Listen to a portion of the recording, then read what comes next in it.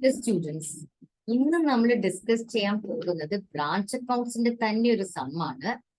ഇന്നലത്തെ ലൈവ് സെഷനിൽ ഡിസ്കസ് ചെയ്തപ്പോൾ ഞാൻ ഒരു ചില കാര്യങ്ങൾ വിട്ടു, അതുകൊണ്ട് ഞാൻ ഫ്രഷ് ആയിട്ട് റെക്കോർഡ് ചെയ്യും. കാരണം ഇതിൽ ഒരു ചില കാര്യങ്ങൾ പറഞ്ഞിരുന്നത് ഞാൻ ക്വസ്റ്റ്യൻ വായിച്ചപ്പോൾ ശ്രദ്ധിച്ചില്ല. ഞാൻ നേരത്തെ പറഞ്ഞതാണ്, ഈ കെയർലെസ് മിസ്റ്റേക്ക് നമ്മൾ അവോയ്ഡ് ചെയ്യണം. ഓക്കെ, ഈ സമ്മിൽ എന്താണ് ബ്രാഞ്ച് അക്കൗണ്ട്സിൽ നിന്നും ഉള്ളതാണ് May 22 എക്സാം പേപ്പറിന്റെ സം. എത്ര മാർക്ക് എന്ന് വെച്ചാൽ 10 മാർക്സ്. ഇതിൽ 2 ട്വിസ്റ്റ് ഉണ്ട്. ആ 2 ട്വിസ്റ്റ് എന്താണെന്നുള്ളത് നോക്കാം. ആദ്യത്തെ കാര്യം അവർ പറഞ്ഞിരിക്കുന്നത് ഹെഡ് ഓഫീസ് നാഗ്പൂരിലാണ്, ബ്രാഞ്ച് പാട്നയിലാണ്.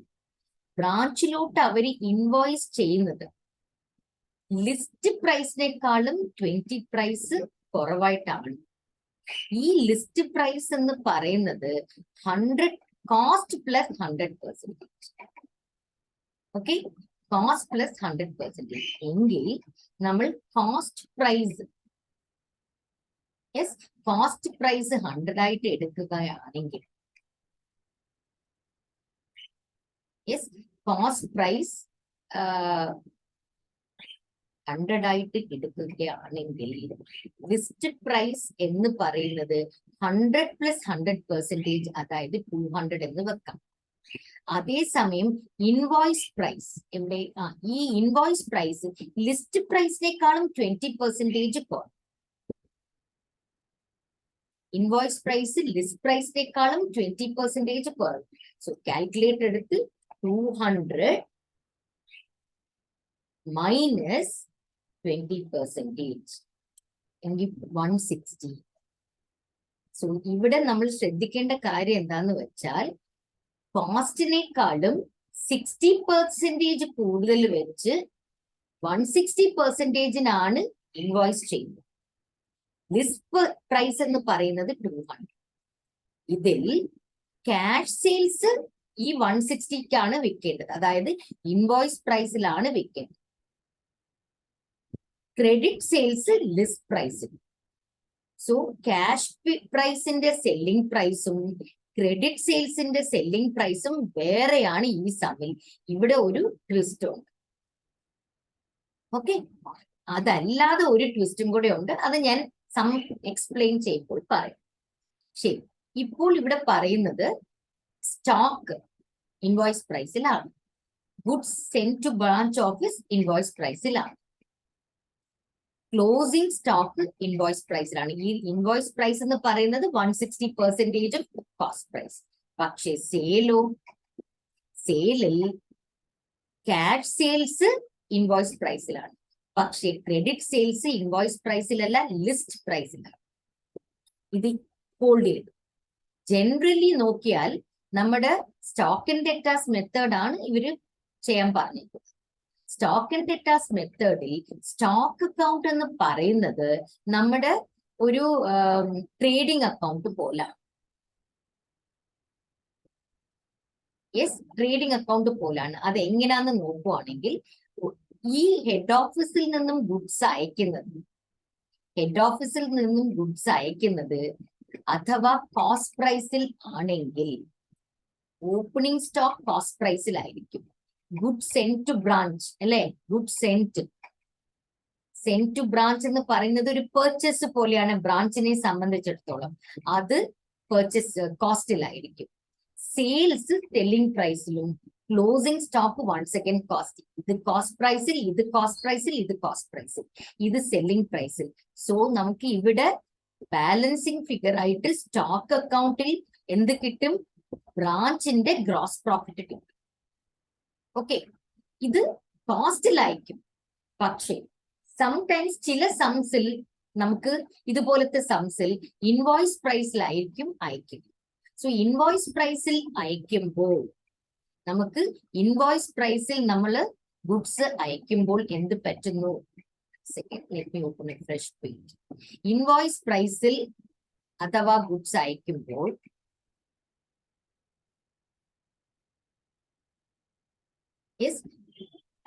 ഇതൊരു നമ്മൾ പറഞ്ഞതുപോലെ സ്റ്റോക്ക് അക്കൗണ്ട് എന്ന് പറയുന്നത് ഒരു ട്രേഡിംഗ് അക്കൗണ്ട് പോലെയാണ്.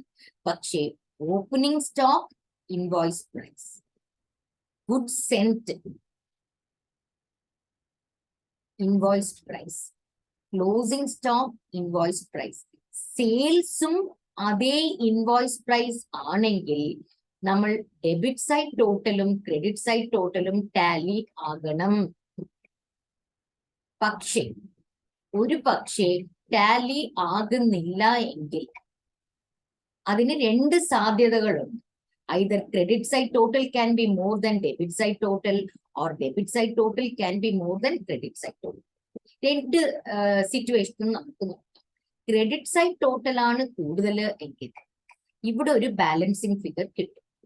ആ ബാലൻസിങ് ഫിഗറിന്റെ അർത്ഥം എന്താണെന്ന് നോക്കാം. കാരണം ഈ പ്രൈസോ മാറാൻ പോകുന്നില്ല. പക്ഷെ സെയിൽസ് ഇൻവോയ്സ് പ്രൈസിലല്ല കുറച്ച് അധികം വെച്ചാണ് വിൽക്കുന്നത് എങ്കിൽ നമുക്ക് ഡെബിറ്റ് സൈഡിൽ ഇൻവോയ്സ് ബാലൻസിങ് ഫിഗർ കിട്ടും. ഓക്കെ, അഥവാ അങ്ങനല്ല, സെയിൽസ് ചെയ്തത് ഇൻവോയ്സ് പ്രൈസിൽ തന്നെയാണ് എങ്കിൽ നമുക്ക് ഡെബിറ്റ് സൈഡിൽ ബാലൻസിങ് ഫിഗർ വരാൻ ചാൻസ് ഇല്ല. യെസ്, സെയിൽസ് ചെയ്തത് ഇൻവോയ്സ് പ്രൈസിൽ തന്നെയാണെങ്കിൽ നമുക്ക് ഡെബിറ്റ് സൈഡിൽ ബാലൻസിങ് ഫിഗർ വരാൻ ചാൻസ് ഇല്ല. പക്ഷേ ഡെബിറ്റ് സൈഡ് ടോട്ടൽ കൂടുതൽ ആകാൻ സാധ്യതയുണ്ട്. എങ്കിൽ പിന്നെ നമുക്ക് ക്രെഡിറ്റ് സൈഡിൽ ഒരു ബാലൻസിങ് ഫിഗർ വരാം. അതിന്റെ അർത്ഥം എന്തെന്ന് വെച്ചാൽ നമ്മുടെ ക്ലോസിംഗ് സ്റ്റോക്ക് ലോസ് എന്നാണ്.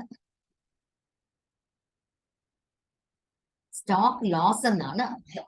എന്ന് വെച്ചാൽ നമ്മൾ വാങ്ങിയ ഗുഡ്സ് കളവ് പോയതായിരിക്കും, അല്ലെങ്കിൽ സെർട്ടൻ വോളറ്റൈൽ ഗുഡ്സ് ആവുമ്പം അത് ഇവോപ്പറേറ്റ് ചെയ്തതൊക്കെ ആയിരിക്കാം. ഓക്കെ, സോ ഈ ലോസിനെ കുറിച്ച് അബ്നോർമൽ ലോസ് എന്ന് ക്വസ്റ്റ്യനിൽ പറഞ്ഞില്ല എങ്കിൽ നമ്മൾ അതൊരു നോർമൽ സ്റ്റോക്ക് ലോസ് ആയിട്ട് തന്നെ എടുക്കാം. സോ ആ സ്റ്റോക്ക് ലോസ് നമ്മൾ ഇവിടെ ചെയ്യേണ്ടതാണ്. അതിന്റെ ഒരു അക്കൗണ്ടിങ് നമ്മൾ ചെയ്യേണ്ടതാണ്. സോ ഈ സമ്മിലാണ് കുറച്ച് ട്വിസ്റ്റ് ഉള്ളത്. സെല്ലിംഗ് എന്താന്ന് വെച്ചാൽ ക്യാഷ് സെയിൽസ് ഇൻവോയ്സ് പ്രൈസിലും ക്രെഡിറ്റ് സെയിൽസ് ഇൻവോയ്സ് പ്രൈസിനേക്കാളും കൂടുതലാണ്. യെസ്, സോ എങ്കിൽ എത്ര രൂപ? അപ്പൊ നമുക്ക് നോക്കാം. സോ നമുക്ക് ഇവിടെ എന്താ കൊടുത്തിട്ടുള്ളത്? Opening balance, goods sent to branch account ഉണ്ട്. യെസ്, ഉണ്ട്. പിന്നെ ക്ലോസിംഗ് ബാലൻസ് ഉണ്ട്. ഇതെല്ലാം ഇൻവോയ്സ് പ്രൈസിൽ ആണ്. പക്ഷേ ക്യാഷ് സെയിൽസും ഇൻവോയ്സ് പ്രൈസിലാണ്. ഓക്കെ, ഇപ്പോൾ ക്രെഡിറ്റ് സെയിൽസ് നമ്മൾ ഇൻവോയ്സ് പ്രൈസിനേക്കാളും എത്ര കൂടുതലാണെന്ന് നോക്കുവാണെങ്കിൽ നമ്മുടെ ഇൻവോയ്സ് പ്രൈസ് എന്ന് പറയുന്നത് ക്രെഡിറ്റ് സെയിലിനേക്കാളും 20% കുറവാണ്. ദാറ്റ് മീൻസ് 1 lakh into 20% എത്രയാണ്? 20,000. ആ 20,000 കൂടുതലായിട്ടാണ് നമ്മൾ വിറ്റേക്കുന്നത്. ആ 20,000 surplus over invoice play. So എങ്കിൽ പിന്നെ ഈ സൈഡും ഈ സൈഡ് ടോട്ടലും സെയിം ആകണ്ടേ? നോക്കാം. 1,32,000 plus 12,000 1,44,000 plus 20,000 1,64,000. ഇവിടെ 1,46,000 plus 17,600 ഇടുമ്പോൾ നമുക്ക് എത്ര കിട്ടുന്നത്?